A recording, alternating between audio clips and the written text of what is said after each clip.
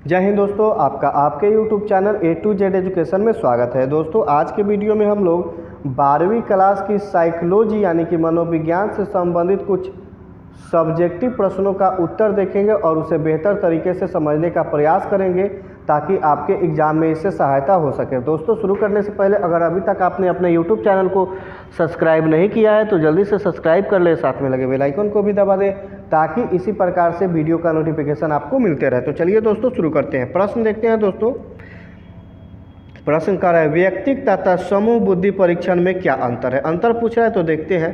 पहले दोस्तों आंसर को देखते हैं। कह रहा है व्यक्तिक तथा समूह बुद्धि परीक्षण में निम्नलिखित अंतर है।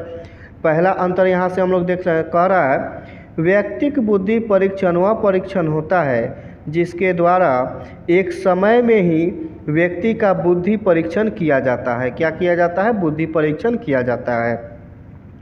इसमें क्या होता है दोस्तों, जो व्यक्ति होता है ना उसका बुद्धि परीक्षण जो है उसके समय में ही किया जाता है, यानी कि जो समय निर्धारित किया गया है उसी में बुद्धि का परीक्षण किया जाता है। लेकिन इसमें देखते हैं समूह बुद्धि परीक्षण में एक साथ बहुत से व्यक्तियों को समूह में दिया जा सकता है, यानी कि ये जो व्यक्तिक बुद्धि परीक्षण है इसमें एक समय में केवल एक ही व्यक्तियों का बुद्धि परीक्षण किया जा सकता है। लेकिन समूह बुद्धि परीक्षण में एक साथ बहुत सारे व्यक्तियों का बुद्धि परीक्षण किया जा सकता है। दूसरा नंबर देखते हैं। कह रहा है व्यक्तिक परीक्षण में आवश्यक होता है कि परीक्षणकर्ता परीक्षार्थी से सौदा स्थापित करे और परीक्षण सत्र के समय उसकी भावनाओं, भावदशाओं और व्यक्तियों के प्रति संवेदनशील रहे।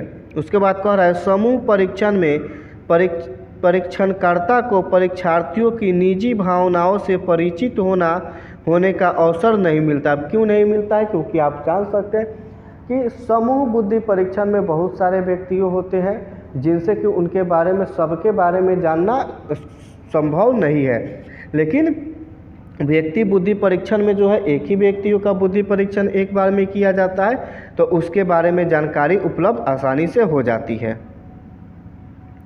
चलिए आगे देखते हैं हम लोग।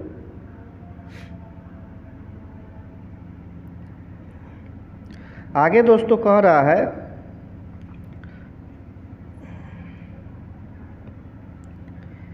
तीन नंबर व्यक्तिक परीक्षण में परीक्षार्थी पूछे गए प्रश्नों का मौखिक अथवा लिखित रूप में उत्तर दे सकता है। किसमें? एक व्यक्तिक वाला में। अथवा परीक्षणकर्ता के आदेशानुसार वस्तुओं का प्रहस्त भी कर सकता है। समूह बुद्धि परीक्षण में परीक्षार्थी सामान्यतः लिखित उत्तर देता है और प्रश्न भी प्रायः बहुविकल्पीय रूप से होता है, यानी कि वो मौखिक का उत्तर नहीं दे सकता है। तो आशा करता हूँ कि ये प्रश्न का उत्तर आपको समझ में आया होगा। आगे हम लोग देखते हैं प्रश्न को। कह रहा है बुद्धि के शाब्दिक परीक्षणों की सीमाएं बताइए। क्या कह रहा है? बुद्धि के शाब्दिक परीक्षणों की सीमाएं बताइए। देखते हैं इसका उत्तर क्या है। कह रहा है दोस्तों बुद्धि के शाब्दिक परीक्षण की सीमाएं निम्नलिखित है। एक नंबर में शाब्दिक परीक्षण में परीक्षार्थी को मौखिक अथवा लिखित रूप में शाब्दिक अनुक्रियाएं करानी होती है, इसीलिए शाब्दिक परीक्षण केवल साक्षर व्यक्तियों को ही दिया जा सकता है। किसको दिया जा सकता है? साक्षर व्यक्तियों को दिया जा सकता है जो कि पढ़े लिखे व्यक्ति हो। दूसरा नंबर कह रहा है शाब्दिक बुद्धि परीक्षण में बुद्धि की जांच एक समूह में बैठा कर किया जाता है, फलतः परीक्षार्थी आसानी से एक दूसरे की नकल कर लेते हैं। तीसरा कह रहा है शाब्दिक समूह बुद्धि परीक्षण में सामूहिक परिस्थिति होने के कारण परीक्षार्थी कभी कभी कुछ कारणों से अपनी योग्यता का ठीक प्रदर्शन नहीं कर पाते। ये है बुद्धि के शाब्दिक परीक्षण की सीमाएं। चलिए आगे देखते हैं हम लोग प्रश्न को।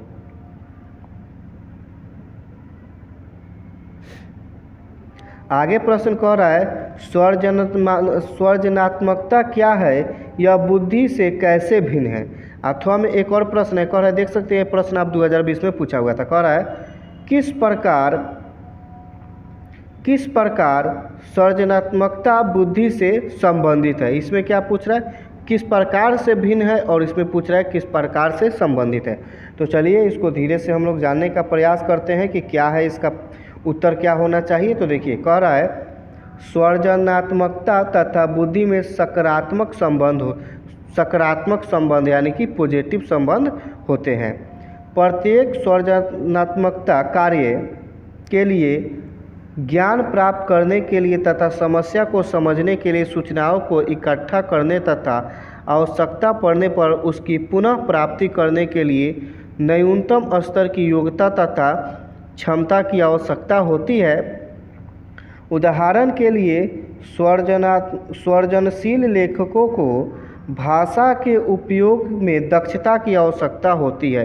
यानी कि दोस्तों वो किस भाषा का उपयोग करते हैं उसमें उनको दक्षता होनी चाहिए। किस भाषा का उपयोग करेंगे, कैसे करेंगे, भाषा का उपयोग करने के बाद में कुछ से उसके बाद में कोई हानि तो नहीं ना होगी। एक लेखक को इन सारी बातों का ध्यान रखना चाहिए। उसके बाद कह रहा है एक चित्रकार के लिए यह जानना आवश्यक है कि चित्र बनाने की उसकी एक विशेष तकनीक का दर्शक पर कैसा प्रभाव उत्पन्न होगा। यानी कि जो चित्रकार जो है चित्र बना रहा है, वो आखिर में चित्र बना रहा है तो उनका जो व्यक्ति उसके चित्र को देखेंगे उनके जीवन पर या फिर उनके मनोवैज्ञानिक दृष्टि से किस प्रकार से उस चित्र का प्रभाव उनके पर पड़ेगा, इसके बारे में बता रहे हैं। उसके बाद कह रहा है एक वैज्ञानिक को तर्क में कुशल होना चाहिए आदि। अतः सृजनात्मकता के लिए एक विशेष मात्रा में वृद्धि का होना आवश्यक है, परंतु उस विशेष मात्रा से अधिक बुद्धि की सृजनात्मकता का सहसंबंध नहीं होता।